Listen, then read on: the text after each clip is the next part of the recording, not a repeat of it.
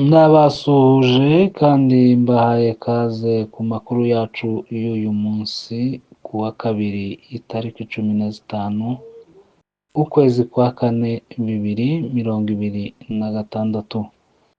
Iyi mwumva ni Masepa One TV. Amakuru yacu yo mu Minembwe uyu munsi turaza kwibanda ku ngingo zibiri zikurikira. Turaza kurebera hamwe umutekano w'abaturage ba Minembwe uko uhagaze kuri none uyu munsi wa kabiri.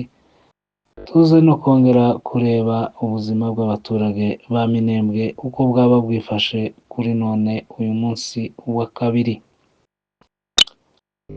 Amakuru yacu rero tuyahere mu irembo rya Bidegu ahashira saa 2 za mu gitondo z'uyu munsi ku wa kabiri.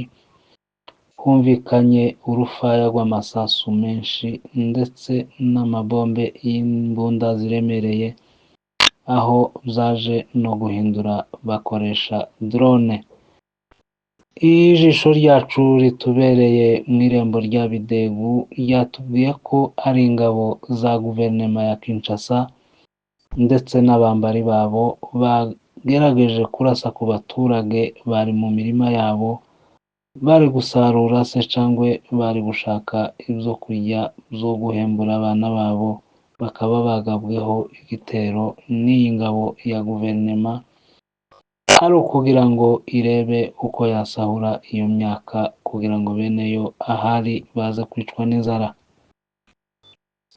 Tukiri ku kibazo cy'umutekano, iri joro ryaraye rikeye abaturage b'Irundu bongeye kugabwaho igitero na guverinoma ya Kinshasa n'abambari babo bakoresheje drone, ndetse si Irundu gusa n'abaturage b'Igakenke bagabweho ico gitero ca drone, aho iki gitero caje guhitana inka 10 muri iyi mihana yombi. Abaturage rero bakaba batewe cyane impungenge n'iki kibazo c'izi drone za guverinoma ya Kongo iri gukoresha mu kuguma kurasa abaturage ba Minembwe. Ibi rero bikaba bibaye mu gihe izi drone zari zigize hafi amayinga 2 zitongera kugaba ibitero mu baturage ba Minembwe, usibye igitero ca na gatanu ca Sukhoi cagabwe ku baturage ba Kiziba.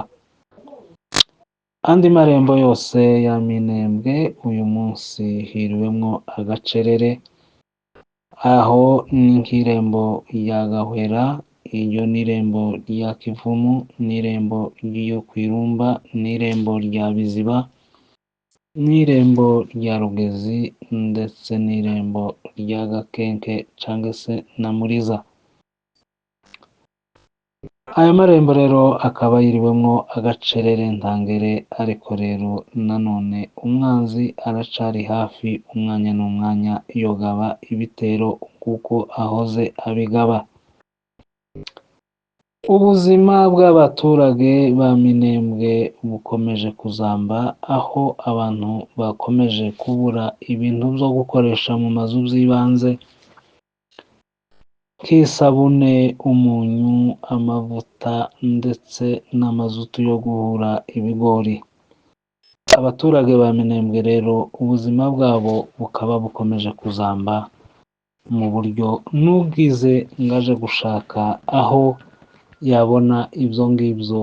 Nanone izi ngabo za guverinoma zifunga amayira n'umuturage uhaciye zikamurasa, uwo ziboneye uburyo ziramuhitana kuko kwica ntaco bizitwaye.